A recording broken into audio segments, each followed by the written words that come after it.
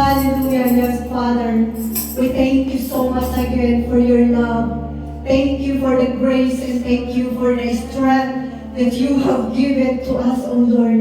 And thank you for gathering us into your place so that we will worship you, we will praise you, and we will receive again your word into our life in the almighty name of Jesus.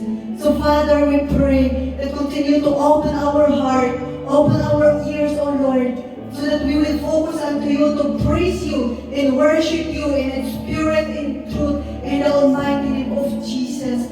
Cover us with your protection, O Lord, and let your will be done into our life. Let it be, O Lord, that your presence, the Holy Spirit presence will be upon us in the almighty name of Jesus. Whatever the work of evil, it will not prosper into our life. But everything we do, it will always prosper because you are our God who is a prosperous God into our life in the almighty name of Jesus.